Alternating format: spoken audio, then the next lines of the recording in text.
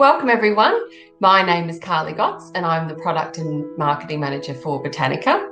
Today I'm joined by Julie Prent, one of Botanica's most loved botanical guides, and has a great enthusiasm for art, plants and people. And today I wanted to talk to Julie about two of her passions, art and gardens. Welcome, Julie. Tell me about your love for art and gardens. Hi, Carly. How are you? Lovely to see you. I chose horticulture for my career 40 odd years ago.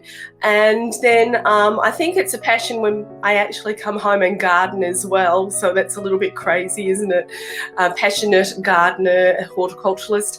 And art for me, I used to draw a lot as a child and as a teenager and kept that going and did a few watercolour classes before I had a family, and then just as a hobby, and had my family, we had our business, life goes on, and always dabbled in painting, and that has now gone on to become not just a passion but actually working for me too.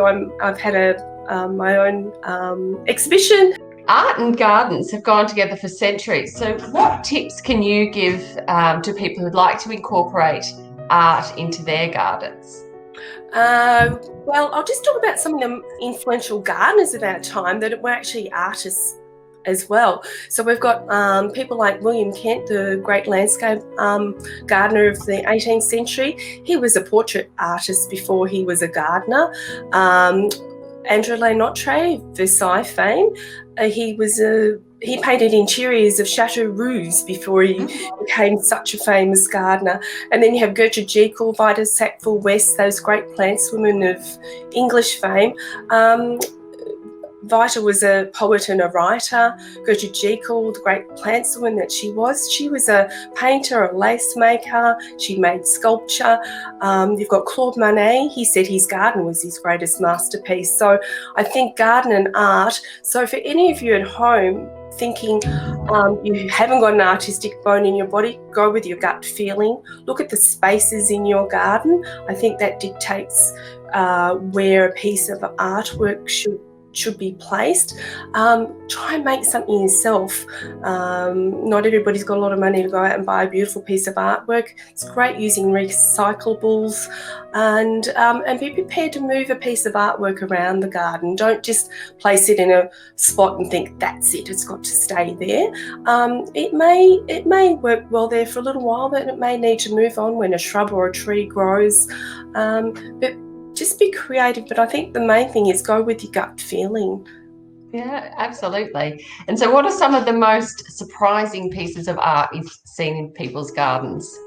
I think surprising pieces or interesting pieces, I think if you go to any of the fabulous art garden shows that we have around Australia, think of Mythgus, for example, where we have all those individual display gardens, but often there's a piece of art, garden art placed in those gardens, and some of them can be interesting. Some of the country garden shows we go to, I'm thinking of Toowoomba Garden Festival, for instance, in that quirky Australian sense of humour comes out, and you'll see decorated old hand lawn mowers or the Hills Hoist clothesline with underwear or socks, odd socks hanging, and that's a piece of garden art as well. So they're incredibly entertaining. See, garden art brings out emotions in people, so it will make you either think or question or laugh or, any of those emotions. That's what's so fabulous about garden art. Absolutely. Yeah, it really has. Brings out all, as you say, the emotion, the nostalgia, all sorts of emotions. It's great. Yeah, it does. What are some of your favourite artist gardens around Australia?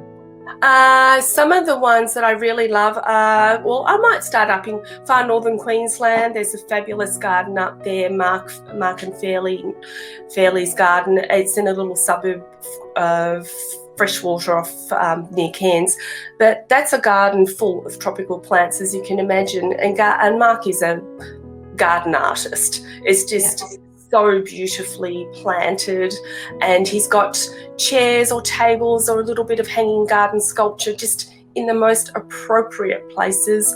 It's a fabulous garden. Then down southern Queensland, Cheryl at what's her garden? Stringy Bark Garden's called, yeah. She's a fabulous gardener artist as well. She makes most of the things herself, out of natural pieces of timber lying around the place, prunings, stonework, beautiful, natural, gorgeous garden.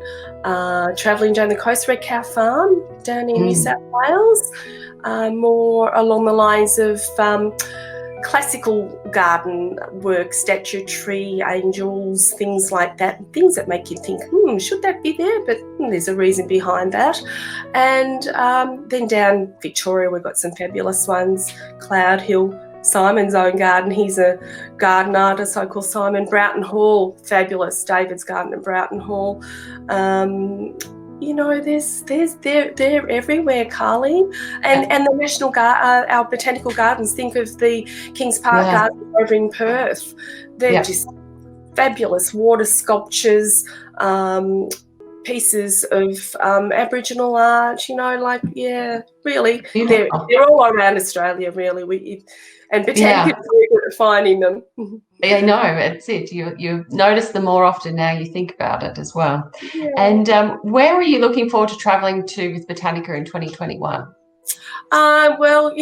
Regional Australia. I think it's just next year's going to be that fabulous opportunity to really explore parts of the country maybe that we've been to before but haven't really spent a lot of time in, or different areas. So I think, all of us are itching to get out there, and we just have this amazing country that we've got to explore.